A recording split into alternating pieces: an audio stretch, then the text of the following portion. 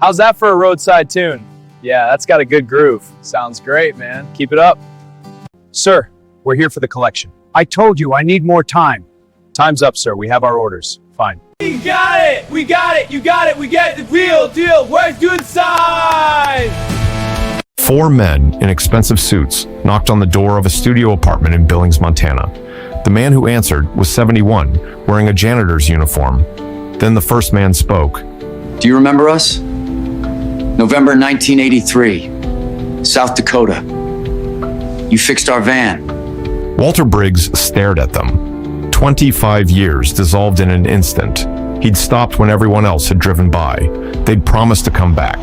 He'd never believed them. But here they were, and they had something with his name on it. Welcome to Tales Unveiled. Let's get started. 25 years earlier, Walter Briggs was locking up his garage for the last time, November 1983. The bank had foreclosed 2 days ago. 23 years of running Briggs Auto Repair in a town of 1,200 people, and it had all come apart in the past 3 years. The divorce, his ex-wife taking their daughter Natalie to California, the legal fees that ate through his savings, the loans he couldn't repay. Walt was 46 years old, broke, alone, and leaving town in the morning. His brother had a construction job waiting for him in Montana, manual labor, starting over with nothing. He was packing the last of his tools into boxes when he heard it. The sound he'd been listening for his entire adult life. A guitar, muffled, coming from somewhere down the highway. Then it stopped. Walt stepped outside. Cold November night, temperature dropping fast, snow starting to fall. The 2-lane highway that ran through town was empty, except for a van, pulled over about half a mile out. Hazard lights blinking. He stood in the garage doorway, keys in his hand. Not your problem anymore, he thought. You're leaving in 6 hours. You don't owe these people anything. But that guitar sound, that desperate edge in the cold air. He'd heard that sound before, not just the notes, but the feeling behind them. Someone playing to pass time while their dreams slipped away. He'd made that same sound 23 years ago, in this very garage, the night he'd put his guitar in its case for what he'd thought was the last time. Walt had been a musician once. Long time ago, before Natalie was born, before the garage, before life got in the way. He'd played guitar in a band that almost made it. They'd gotten close to a record deal in Chicago. Then his girlfriend got pregnant. He did the right thing, got married, opened the garage, put away the guitar. He'd told himself it was the responsible choice, the grown-up choice. And maybe it had been. But standing there, hearing that guitar from the highway, Walt realized something. He'd spent 23 years wondering what would have happened if he'd gone to Chicago, if he'd taken the shot, if he'd believed in himself enough to try. Those people in that van, they were probably trying, probably believing, probably on their way to their own Chicago. One last good deed, he thought. Then I'll go. Walt grabbed his toolbox and drove out to the van. 4 young men were standing around the open hood, breath visible in the cold air. Early 20s, long hair, denim jackets. The smell of cigarettes and desperation. One of them was holding an acoustic guitar like he'd been playing to pass the time. You boys broke down? The one with the guitar looked up. Dark hair, thin face, eyes that looked older than his years. Yeah, engine died about an hour ago. Won't start. Walt looked at the engine. Old Dodge van, probably 1975. The engine was held together with duct tape and prayers. You try calling a tow? No money for a tow. We've got $32 between the 4 of us. Walt pulled out a flashlight, checked the engine. Fuel pump's gone, and you've got a radiator leak. You're not driving this anywhere tonight. The guitar player's face went white. We have to. We have a meeting in Chicago. 8 a.m. tomorrow. We have to be there. Something in his voice, the desperation, the way he said, have to, like his life depended on it. Walt had heard that tone before, in his own voice, 23 years ago, when he'd been trying to make it in music and running out of time. What kind of meeting? Record label, A&R guy from Atlantic Records. He heard our demo tape. This is our shot, our only shot. Walt did the math. It was midnight. Chicago was 280 miles east. Even if he could fix this van right now, they'd never make an 8 a.m. meeting. Where are you coming from? Seattle. We've been touring for 3 years. playing dive bars, sleeping in this van. We recorded a demo 6 months ago, sent it to every label we could find. This guy is the only one who responded. The drummer, a stocky kid with a beard, spoke up. If we don't make this meeting, we're done. We're $50,000 in debt. Borrowed money from the wrong people to record that demo. They want it back in 30 days or... He didn't finish the sentence. Walt looked at the four of them, saw himself at 23, saw the band he'd been in, saw the shot he'd never taken because he'd chosen safety over risk. I can't fix this here. No parts, no light. But I can tow you to my garage. How much? Let's get you there first. We'll worry about money later. Walt towed them back to Briggs Auto Repair, the garage that wouldn't be his by morning. He pulled the van into the bay, turned on the lights, started assessing the damage. The four band members stood in the garage, cold and exhausted. The guitar player introduced himself. I'm Danny. This is Rick, Mike, and Joey. He didn't mention the band's name. Didn't need to. They were four kids with a dream and $32 between them. Walter Briggs. People call me Walt. You play? Danny was looking at the old Gibson guitar hanging on the wall. Dusty, strings probably rusted. Used to. Long time ago. What happened? Life happened. Got married, had a kid, needed steady money. Music doesn't pay bills. Did you regret it? Walt didn't answer right away. He was pulling parts, checking the fuel pump, calculating what he'd need. Finally, every single day. Danny nodded, didn't say anything, didn't need to. Walt worked through the night. He couldn't get parts until the auto supply opened at 7 a.m., but he could prep everything else. By 2 in the morning, he had the radiator patched and the fuel pump access ready. The van would roll once he got the new pump installed, but the math didn't work. 7 a.m. parts run, 2 hours to install. The band would be lucky to leave by 9:30. 6-hour drive to Chicago in good weather. In snow, maybe 7 hours. They'd roll into Chicago around 4:30 in the afternoon. 8 hours late for the meeting that would save their lives. Danny was sitting on the garage floor, guitar in his lap, not playing, just holding it. We're not going to make it. No, Walt said, not in this van. Can we rent a car? Is there a rental place in town? Nearest one is 50 miles away, and you said you have $32. Then we're done. 3 years. Everything we worked for, gone because of a fuel pump. Walt looked at this kid, 23 years old, same age Walt had been when he'd walked away from music. The same crushed look in his eyes that Walt had seen in his own mirror for 2 decades. I have an idea. My brother lives in Minnesota. He's driving through Chicago tomorrow morning on his way to a job site. If I call him right now, he might pick you up and get you there. I'll fix your van while you're gone. You can get it on your way back. Rick, the bassist, spoke up.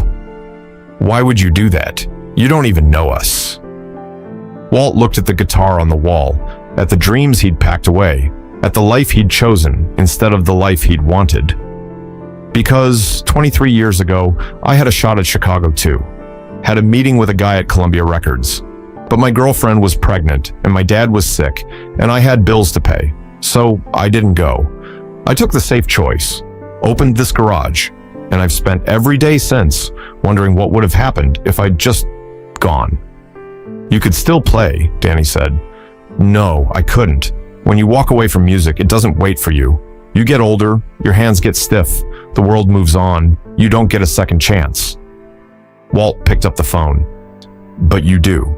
So, I'm calling my brother. Walt's brother answered on the 4th ring, half asleep, annoyed, but he agreed.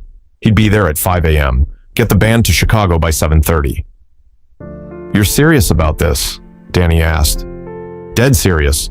You've got 3 hours to sleep, then you're going to Chicago, and you're going to nail that meeting, and you're not going to end up like me.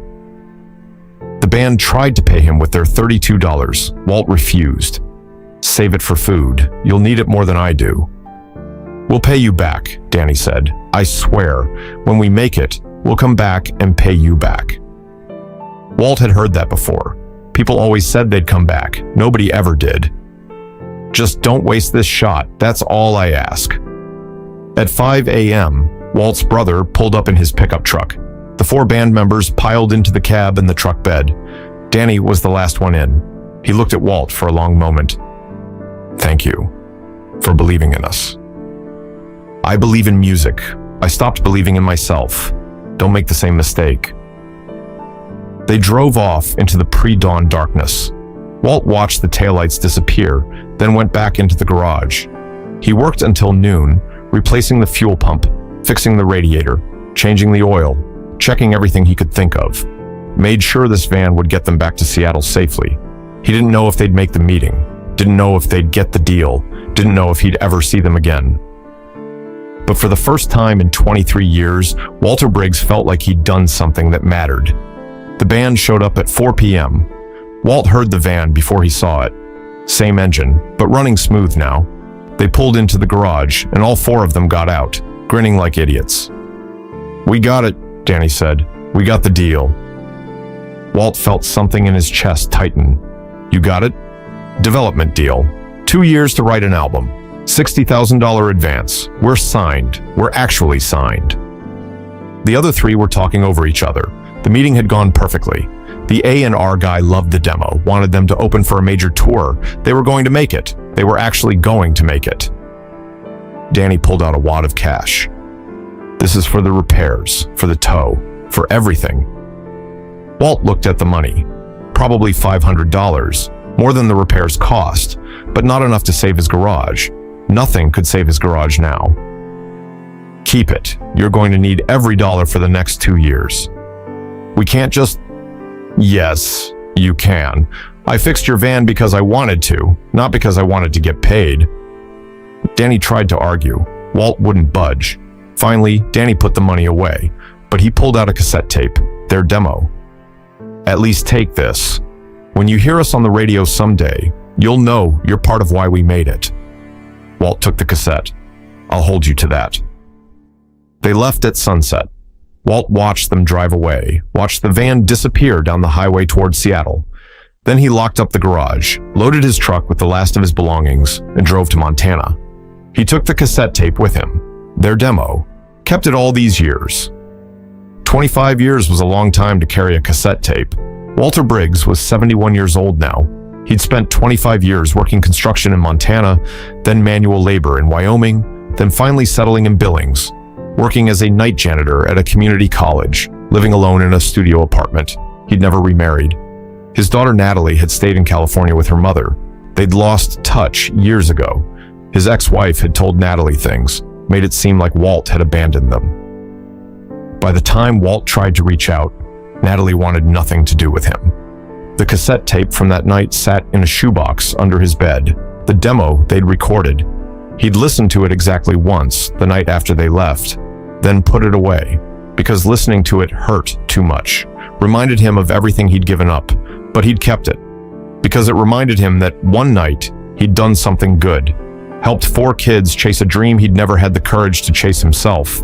He'd seen the band on TV over the years, heard their songs on the radio. They'd become huge, massive, one of the biggest rock bands of the 80s and 90s, multi-platinum albums, sold-out stadium tours, everything Walt had dreamed of when he was 23. He'd never told anyone he'd helped them. Who would believe him? Nobody knew Walter Briggs. He was just a janitor who mopped floors at night. Sometimes he wondered if they remembered him. Probably not. 25 years was a long time. They'd met thousands of people, played hundreds of cities. He was just some small-town mechanic who'd fixed their van one cold night. It was a Tuesday morning in 2008 when someone knocked on Walt's apartment door. He opened it expecting a neighbor or the landlord. Instead, 4 men in their 50s stood in the hallway. Expensive clothes, confident postures, the kind of people who didn't belong in this building. The one in front had dark hair going gray, thin face, eyes Walt recognized from somewhere. "Walter Briggs?" "Yeah." "Do you remember us? November 1983, South Dakota. You fixed our van." Walt's brain couldn't process what he was seeing. "Danny?" The man smiled, started crying. "You remember."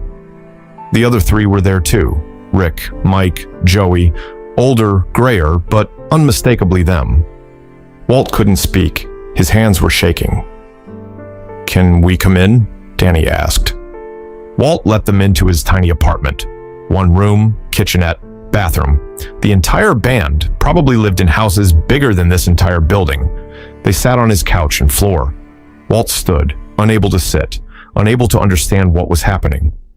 "How did you find me?" he finally managed. "We've been looking for you for 20 years, Danny said.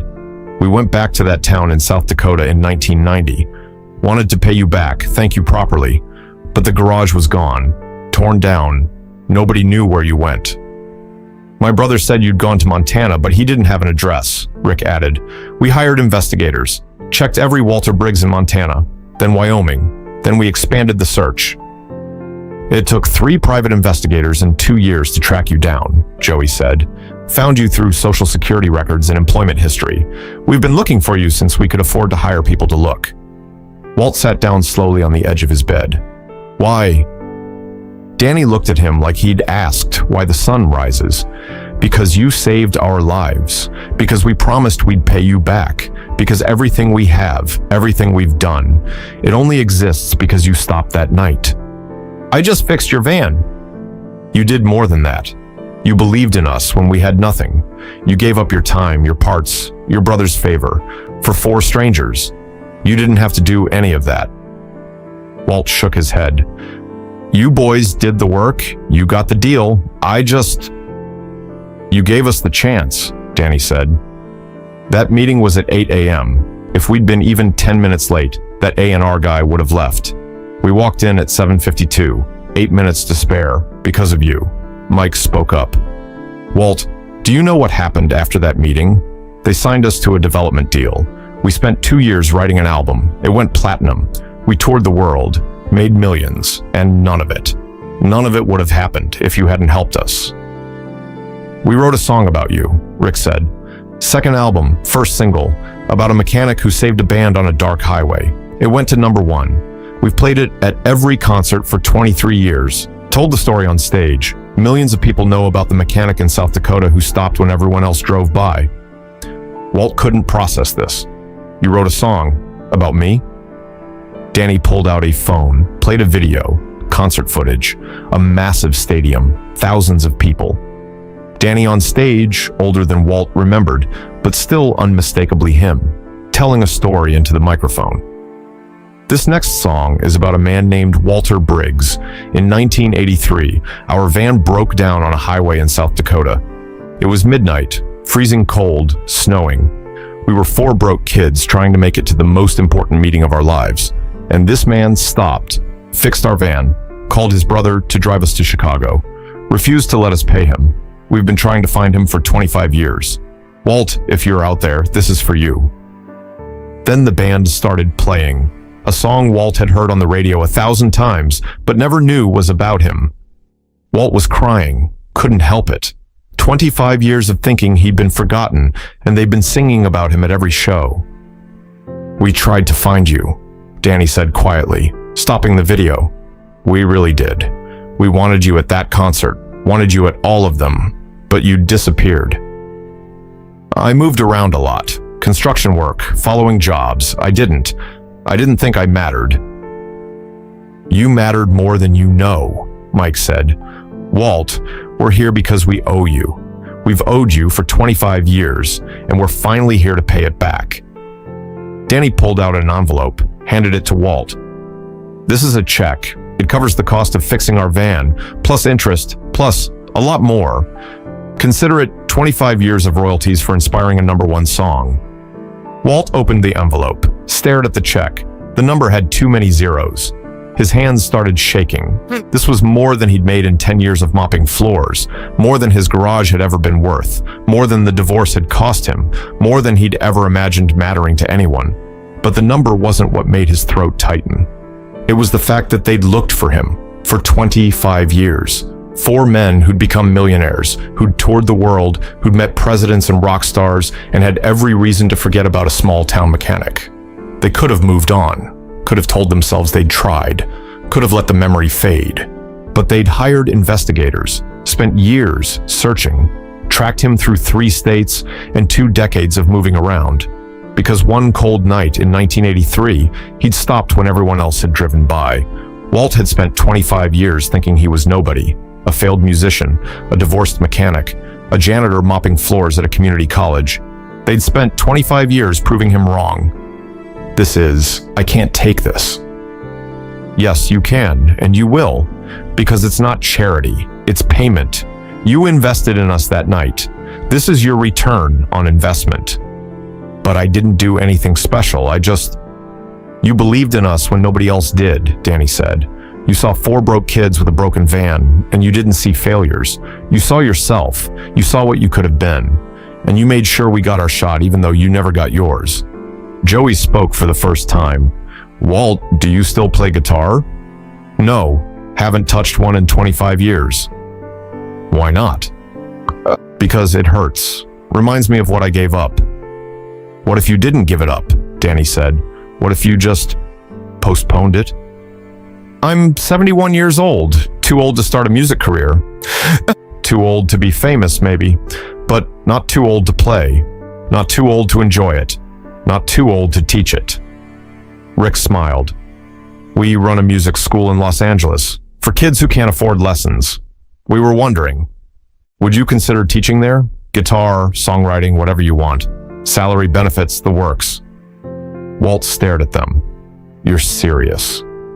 Dead serious. We need someone who understands struggle, who knows what it's like to want something so badly it hurts, who can look at broke kids with dreams and help them believe. I'm a janitor. I'm not qualified to. You're a man who gave up his dreams to raise a family, who worked hard his whole life, who stopped on a dark highway to help strangers because it was the right thing to do.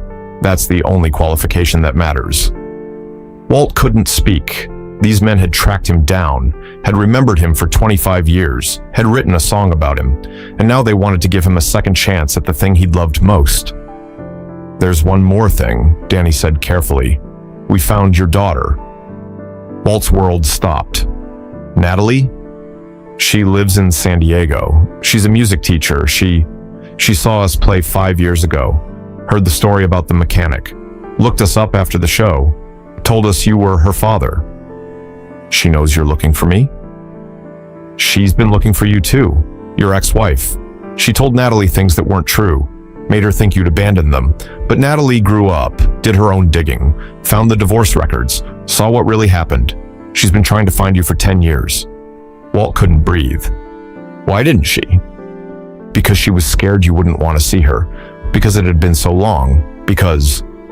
Danny paused. Because she thought you'd moved on, started a new family, forgotten about her. That's not. I never.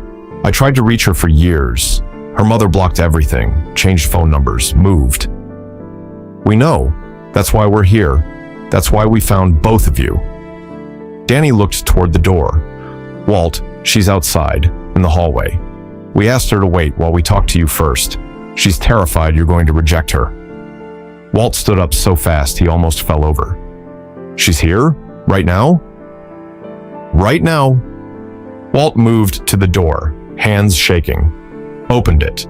A woman in her 40s stood in the hallway.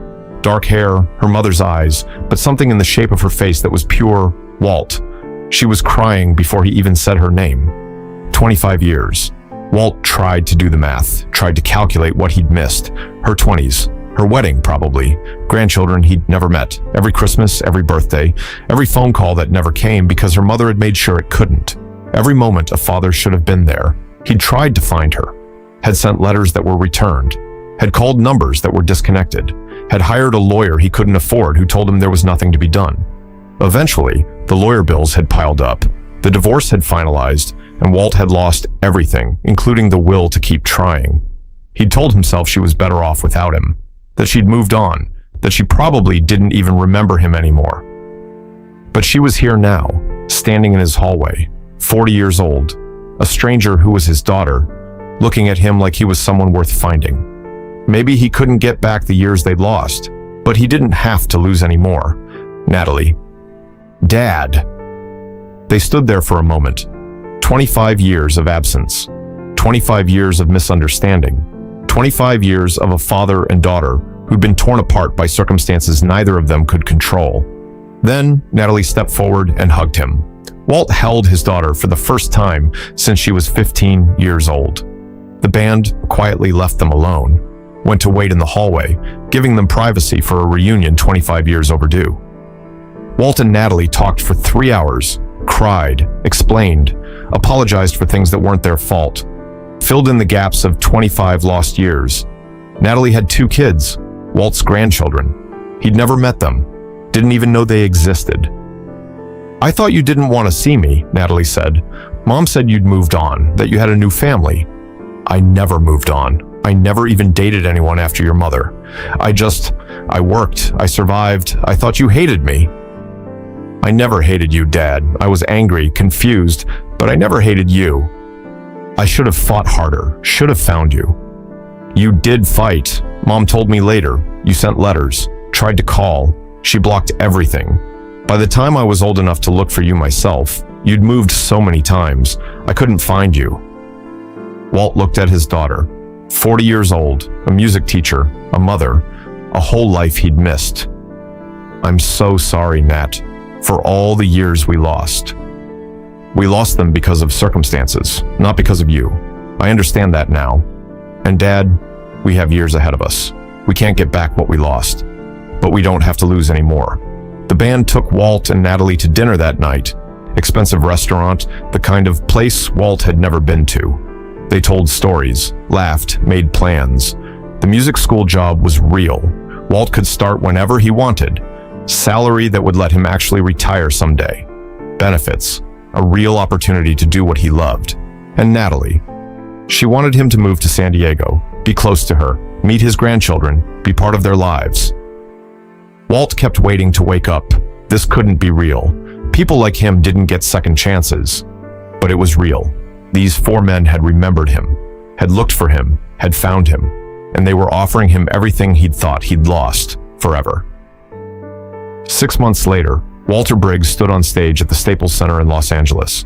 20,000 people in the audience. The band was playing their biggest show of the year, and they'd asked Walt to be there.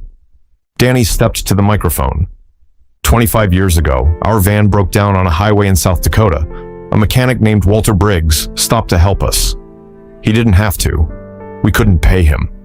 We were nobody, but he believed in us, fixed our van, made sure we got to the meeting that changed our lives, and we've been looking for him ever since. The crowd was silent, listening. Last year, we finally found him, and tonight he's here. Walt, can you come out? Walt walked onto the stage, overwhelmed, terrified. The crowd was cheering. 20,000 people applauding a 71-year-old janitor who'd once fixed a van. Danny handed him an acoustic guitar, the Gibson from the garage wall all those years ago. Walt had told him about it. They'd tracked it down, bought it from the garage's estate sale, restored it. "This is yours," Danny said. "It's time to play again." Walt held the guitar, felt the weight of it, the wood smooth under his fingers. He'd thought he'd never hold one again. "I don't know if I remember how." It's like riding a bike, muscle memory, and you don't have to be perfect, just play. The band started playing the song about Walt, the song that had been #1. And Walt, hands shaking, fingers stiff from 25 years of not playing, started strumming along. He messed up, missed notes. His rhythm was off, but he was playing, in front of 20,000 people, playing guitar for the first time in a quarter century, and it felt like coming home. The crowd sang along, every word, a song about a mechanic who'd stopped to help, a song about kindness, about not giving up on dreams, about how one moment can change everything. Natalie was in the front row, crying, proud of her father. Walt's 2 grandchildren beside her, seeing their grandfather for the first time doing what he'd always dreamed of doing. After the show, backstage, the band gave Walt one more gift, a plaque, simple, wooden, with an engraving. "Walter Briggs, thank you for believing in us when nobody else did. This is your platinum record too." It was the platinum record for their biggest hit, the song about him. They'd had it framed with his name on it. "You earned this," Danny said. "That song doesn't exist without you. We don't exist without you. This is yours." Walt looked at the 4 men, at Danny, who'd been 23 and terrified that night in 1983. At Rick, Mike, Joey, all of them middle-aged now, successful beyond anything they dreamed. But still, the same kids who believed in music enough to risk everything. "I didn't do anything special," Walt said. "I just stopped." "That's exactly what made it special," Danny replied. "You stopped when everyone else kept driving. You saw people who needed help and you helped them. No questions, no payment, just kindness. That's rarer than you think."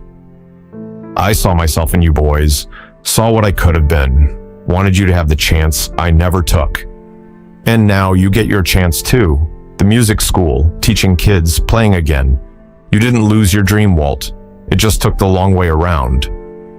Walt smiled, looked at the platinum record, at his daughter and grandchildren, at the guitar in his case, at these 4 men who'd spent 25 years trying to find him.